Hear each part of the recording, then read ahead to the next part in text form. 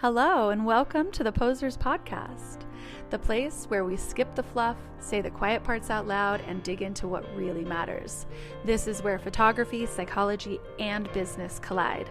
I'm Jody, your host, and I'm bringing you my raw takes, hard wins, and a whole lot of unfiltered honesty about what it takes to build a photography business that actually connects and makes money. So ladies, grab your headphones and get your tits up and your ears open because we are going to build something really incredible together.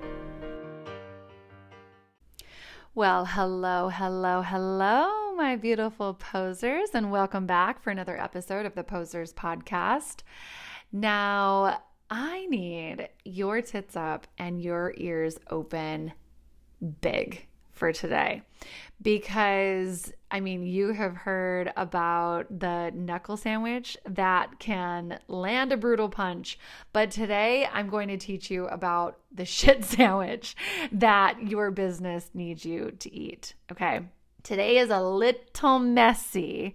It is giving the same kind of energy as a therapy session that kind of arranges your insides, if you know what I mean.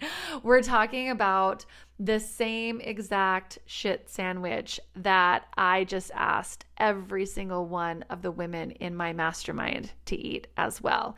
And in fact, talking about that mastermind, let me talk for a quick second about my girl, Elizabeth. So Elizabeth Dugan is in my mastermind. And if you are not following her, you need to be, because obviously she is fun and entertaining and a great photographer. But even more importantly, she's probably just like you. She's a mom to two gorgeous babies. She is happily married to her wife. She is a lover of community. A lover of community. And she obviously has a photography business. She just opened a studio, and her goal inside of the mastermind was to take the foundation that she had already built and scale it into multiple six figures. And did we do that? Fuck rights, we did. Okay, but so Elizabeth unknowingly posted about the shit sandwich without even knowing, obviously, that I was going to be recording this episode today. This post that she put up on Instagram, it is a fiery and gorgeous image of herself. And you know what? I love nothing more. Guys, prepare yourselves. I love this word and I use it a lot. This might be the first time that I'm dropping it here, but I love nothing more than a cunty powerhouse image. I said what I said. There's no other word to describe powerhouse images like this. And that is exactly what she posted. And the caption that she paired it with is just as powerful. And it opens with a quote that I said to her during a one-on-one call. I said to her, "You are so talented, but your website and your messaging are giving cutesy mommy hobby vibes." Okay. Now, I promise you that sentence was said with love and that our conversation was nothing but constructive, even though it might sound like I was calling her out pretty aggressively. But hold on, pause. You know what? I am not against the idea of calling out my mastermind students aggressively. So I don't know why I'm sounding like I'm apologizing for it here. I truly believe that it is my job to cut through the fluff and hold up a mirror and get real results for people, especially when they are paying me money to come in and change their business. Okay, so let me reread that sentence again without apologizing for it. I said to Elizabeth during one of our one-on-one calls, I told her that she is so talented, but that her website and her messaging were giving cutesy mommy hobby vibes. Okay, so that's how she opened her caption on this cunty powerful post that she did today. And her caption went on to say, it's a little bit long, but I'm going to read through it because it is so worth it. Her caption goes on to say, "These past few months have been filled with a quiet hustle, hard conversations, and bold decisions, and a major studio transformation. Every ounce of my energy has been poured into creating something bigger, stronger, and more aligned. And what's unfolding is not a hobby. It's refined, empowering, and it's full service. It's a luxury brand growing into a multi-six-figure business with intention and edge. She said, I've been in the trenches doing the work, all caps, the work, okay? But I've got to give Jody her flowers. She didn't just guide me in business. She completely shifted the way that I move in every part of my life. That kind of transformation doesn't just change your strategy, it changes your energy. And because of it, this next chapter, it's luxe, it's powerful, and it's giving unstoppable baddie. I feel like I need to give like snaps and claps there. Okay, now the work, like those trenches that Elizabeth talks about, I kind of did my mastermind group dirty in the sense that I put them through an 8-week ringer of a mastermind that probably should have been, in fact, it is going to be 12 weeks whenever I do it on this next round. Okay. But I put them through an 8-week ringer that completely ripped their businesses to shreds and then built in its place the framework that they needed to move into multi-six-figure brands.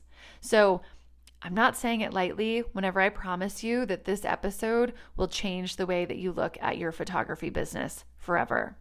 I'm going to pull back the curtain on what this looks like inside of my business, the shit sandwiches I've had to choke down over the years, the moments I wanted to throw the whole thing in the trash, and why at the end of the day, I keep coming back for seconds. So grab your headphones, grab a crisp Diet Coke if you want, and then honestly, hold on to your labia, ladies, because this is where we really build together. Okay, so back in 2018, I sat in my living room, the living room that you've heard me talk about before that only held a desk in the corner as I rebuilt my life. So as I sat in my living room with construction swirling around me in my downsized divorce house, I allowed myself to daydream. I mean, I figured if my husband was going to leave and go live the dream life that he was wanting to live, then I should get to have mine too, right? So I envisioned the home that I wanted to build. I envisioned the life that I wanted to have. I imagined the vacations that I wanted to take the boys on. And more than anything, I would daydream and lust over the business that I wanted to build. And I would write out what my days would look like with an intense level of detail. I imagined, funny enough, a very tall, very handsome man standing in my kitchen with me, in my dream kitchen with me as we cooked dinner together. Funny enough too, I swear to God, like I am not very much of a woo-woo person, but the man who I imagined in my dream life looked so similar to what my husband looks like now, but I digress. I would imagine the European weddings that I wanted to photograph because I was still a wedding photographer back then. I imagined the dream life, my dream life in finite detail, and I would write it down as if I was living that life inside of a journal, okay? And I'm sure as I tell you this, you can remember doing this same exact thing. Or maybe even you remember like doing the same exact thing last week, right? Maybe it was at the beginning whenever you were dreaming about opening a photography business and what that would bring in for your family and what kind of a life that would give you. But you might also be in the position where you're working inside of that photography business, but it is not the photography business that you have dreamed of quite yet. And you might sit and you might imagine what it would look like if you were doing what you wanted to be doing in your business right now. You would imagine the fun shoots, right? The pretty website, the time that you'd have to be the present mother that you want to be while also running the business. You would imagine the financial contribution that you'd make into your home. You'd imagine maybe the design. This is what I do. You'd imagine the design projects that you could afford to do inside of that beautiful home, right? You're maybe even dreaming of all of the places that you'd get published and the clout that you would get to post along with those publishings, okay? Basically, your vision board coming to life. Look, I love a manifestation moment just as much as every other basic millennial out there, okay? But what our brains don't necessarily want to pay attention to during those daydreams is the shit sandwich that you have to eat before you can get there.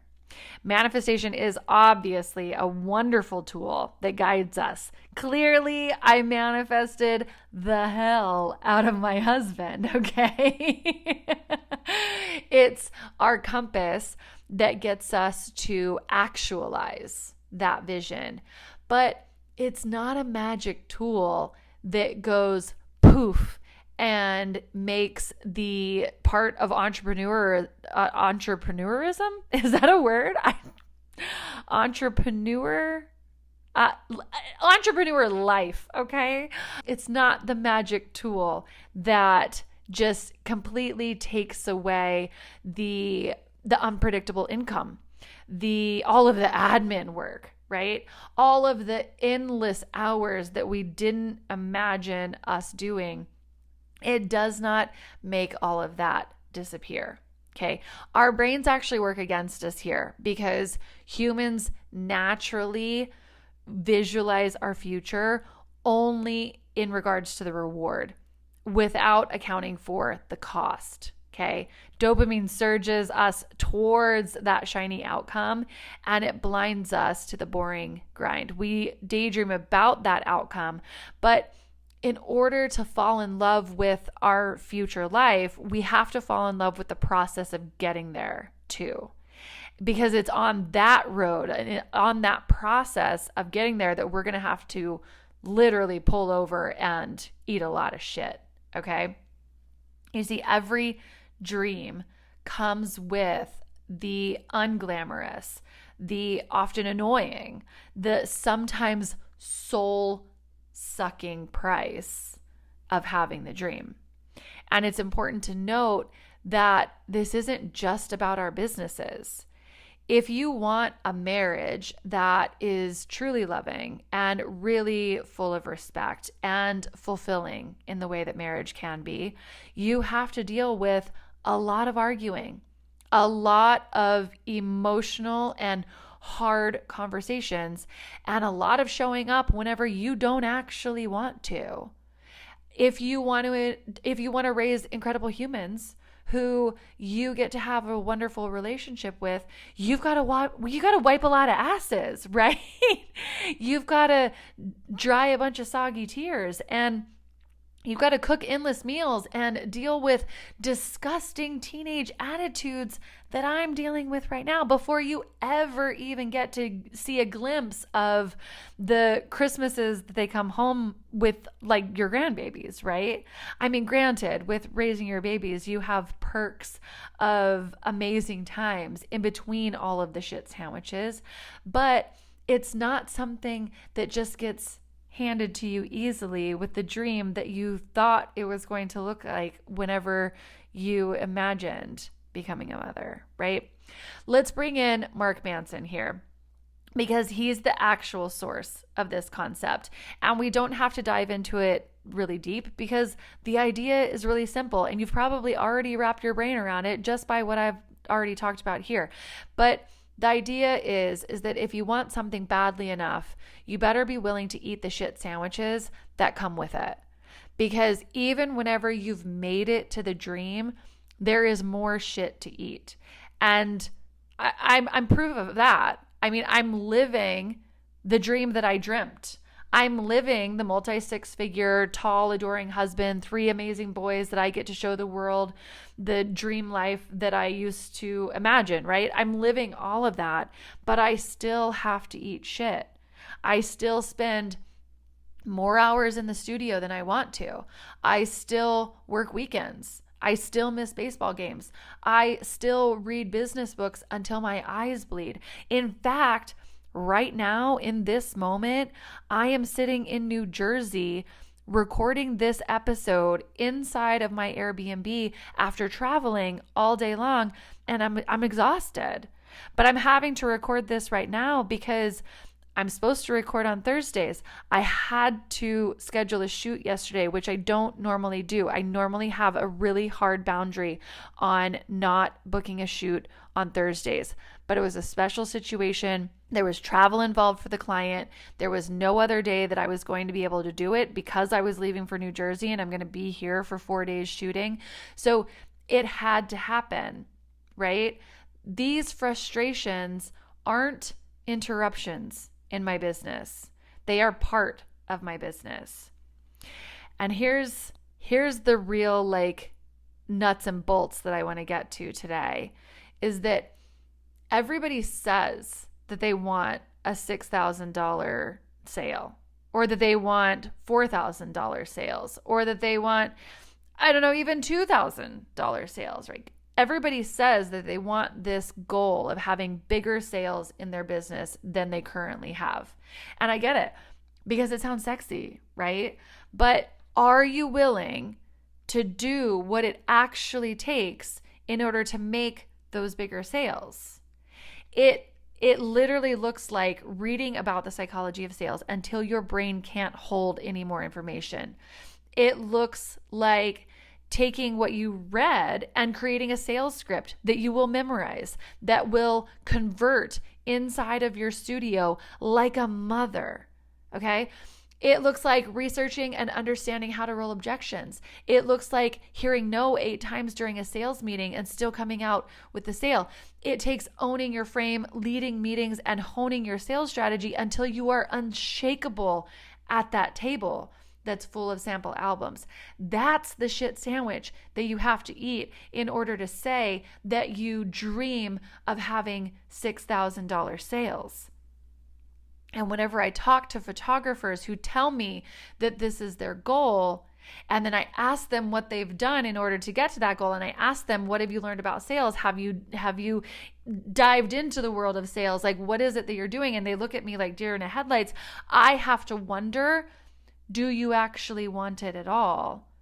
Or is it just a thing that you want to say? If you want a fully booked out fall season, then the shit sandwich that you have to eat is the daily grind of showing up online.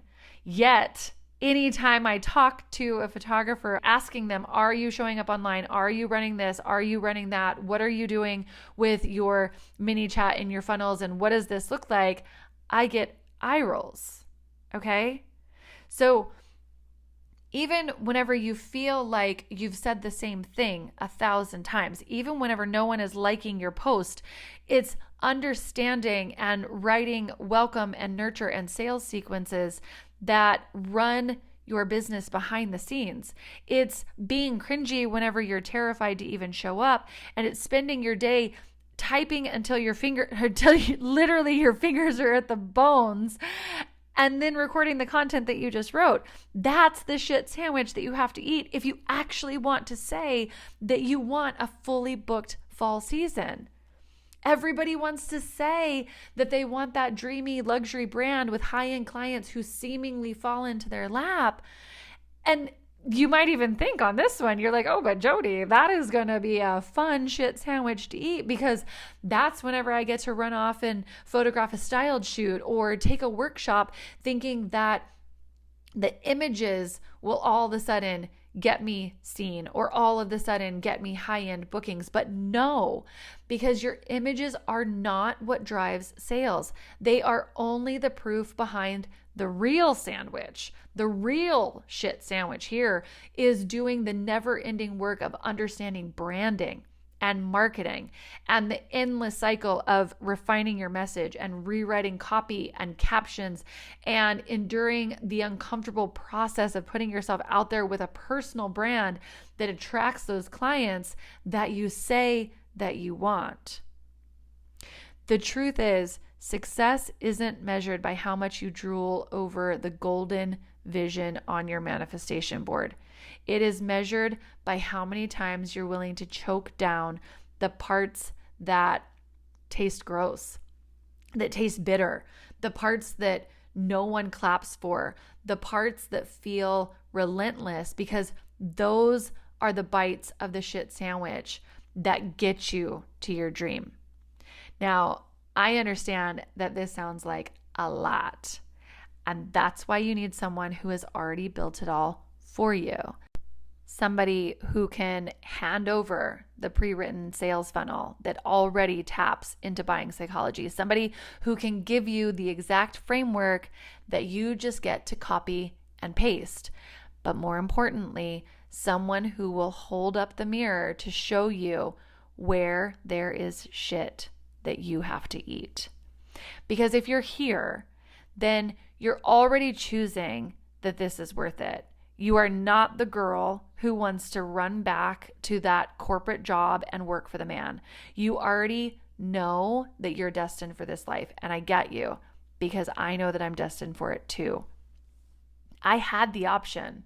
I could have gone back to being a school psychologist after my divorce. I had the degrees, I had the training, I had the knowledge, I had the know-how, I had it all. It would have been an easy life with summers off and a pension waiting for me after I did my 20 years.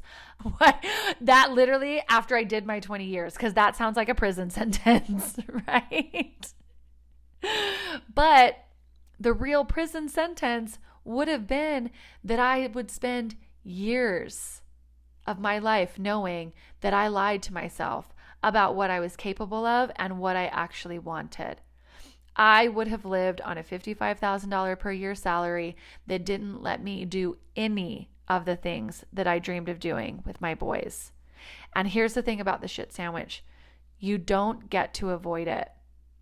You either make a choice or the sandwich rots on the plate right in front of you while you sit there looking at it. Okay? You choose your hard. The easiest way to figure out if you're choosing to not eat the shit sandwich that is sitting right in front of you inside of your business is to listen to how you speak to yourself in your head, or even out loud to people like me whenever you're in my DMs and we're having these conversations. Let's actually look at the things that you say. Like, if you're saying editing takes up so much of my time, but I can't afford to outsource it, that's bullshit. It costs 35 cents per image to outsource. So what you're really saying is that this tedious and mind-numbing task of editing keeps me really safe.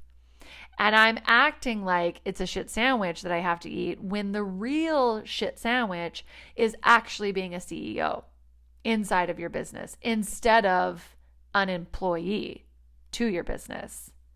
If you say maybe some line that you hate IPS or that you don't want to be greasy or salesy, what you're really saying is that you don't want to learn how to do it because the method that you're doing now with shoot and burn, it keeps you really comfortable and it keeps you really safe. And it also keeps you really small. And it allows you to just kind of keep whining from the sidelines about how or why your business isn't scaling because you don't want to learn IPS and you don't want to be salesy, right? I could go on and on with sentences like this. Whenever I talk about being on social media and I get sentences saying like, I'm not the type to be on social media. I can't do it. I'm not good at it, right? Any of these lines that you lie to yourself about inside of your head, that's what keeps you stuck, nibbling at the crust, complaining endlessly, while never actually deciding to either eat the shit sandwich, outsource the shit sandwich, or walk away from it altogether. And that's the very first rule of everything inside of your business, is to make a choice. You're either going to do it, you're going to outsource it, or you're going to pivot altogether. But you're going to stop, as of today, you're going to stop sitting there crying about how unfair it is that this sandwich even exists. Okay? The second rule, don't judge yourself if you decide that you don't want to eat it. Not everybody is an entrepreneur, and that doesn't make you lazy. It doesn't make you weak. It doesn't mean you're not cut out for business. It just means that you don't want that particular dream badly enough. And that is completely allowed. Okay. But also inside of your business with the pivoting, you are allowed to say, you're allowed to decide that weddings aren't worth the shit sandwich. And whenever you don't want to eat that shit sandwich, you can pivot into portraits. If you decide that newborns are not worth the shit sandwich, not newborns in real life, but photographing newborns, obviously, you can pivot to some other niche of photography. If you decide owning a studio isn't worth the shit sandwich, you can stay home-based. That's not failure. That's just self-awareness. That's you refusing to choke down something that you hate just because somebody else told you that it was their path to success. Because here's the truth. You only need to find one dream that tastes so damn good on the other side that you are willing to chew through all of the shit in order to get there. For me, that's this life. Building the JN studio, creating the posing method, running this podcast right here, and coaching women to build multi-six-figure businesses. That's it for me. I'm close to hitting $500,000 in revenue this year, but I want more. I want 7 figures so bad that I'm willing to eat every shit sandwich that it takes in order for me to get there. Every single facet of my business has sandwiches baked into it. I have grueling launches. I have massive systems. I have exhausting busy seasons. I have long nights and sometimes tears that last through those long nights. But when I ask myself, is eating this still worth it? The answer is always yes. And that's the question I want you to sit with right now. What's the sandwich in your business? Because the sandwiches will always be there. The question isn't whether they exist. The question is whether you're willing to eat them. So before we wrap this up for today, I'm going to circle back to Elizabeth because her post this morning wasn't an accident. It was a receipt. Whenever she came into the mastermind, she had talent for days. She had a brand that looked cute, right? And a heart that was bigger than the whole entire state of Florida that she lives in. But cute and heart wasn't going to carry her to multiple 6 figures. She didn't need some other set of presets. She didn't need another styled shoot. She needed a guide who would look her dead in the eye and say, "You are so talented, but your website and your messaging are giving cutesy, mommy, hobby vibes." And then refuse to let her stay there.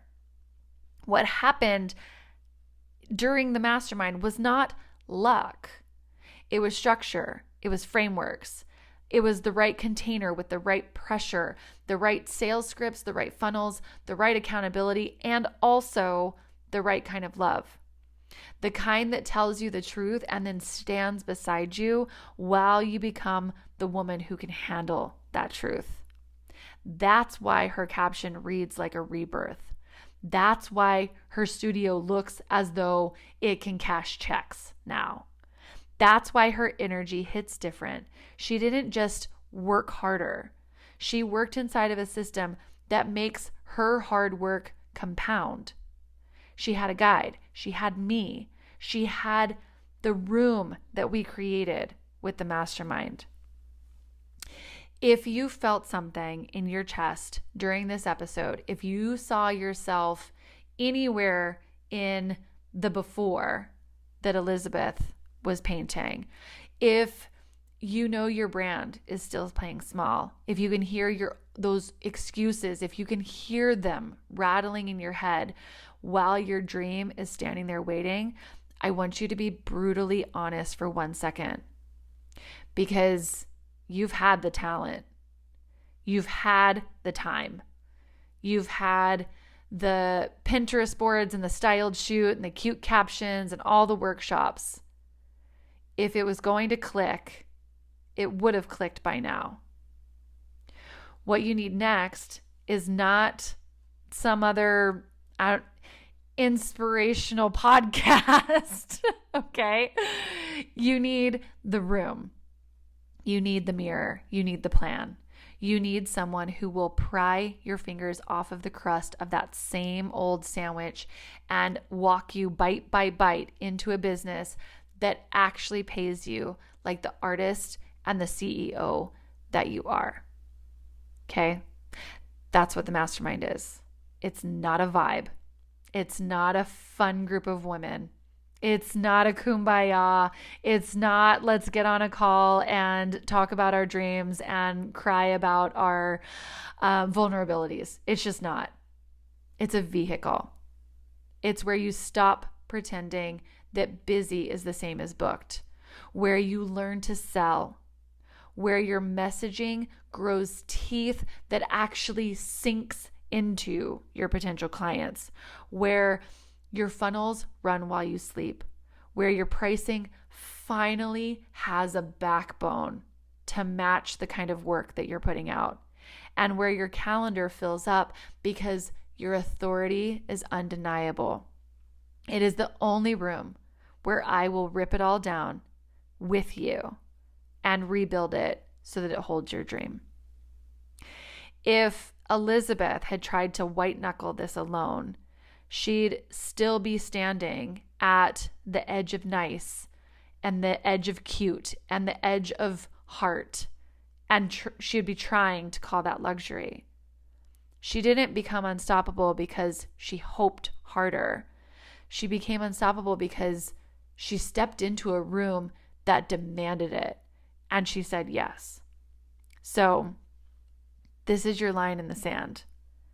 If your stomach dropped even once today, that was your invitation to get on the wait list. Not tomorrow, not whenever things slow down, right now. Go to the show notes, tap the link, throw your name in the hat, and decide that next year is the year that you stop nibbling and that you start eating the entire sandwich that buys you freedom. I will teach you how to do this. I will not let you hide. And whenever you get to post your own before and after caption, just like Elizabeth, I'm going to love the day that you get to tag me so that I can read it out loud and I can hand you your flowers the way that Elizabeth handed me mine. Okay? You say that you want the dream. Prove it. Put your name on the list, and I'll see you in the room. Until next week. Bye for now, friends. Okay, so that is a wrap on this episode of the Posers Podcast. If you loved it, please subscribe, rate, and review, because honestly, algorithms are needier than all of our ex-boyfriends combined, and ladies, I need all the help I can get. If you've got thoughts, questions, love letters, even hate mail, please send them my way. I actually read every single one of them. So until next time, stay bold, stay messy, and don't let the bullshit win. Tits up, ears open, and go build something incredible. Bye for now, friends.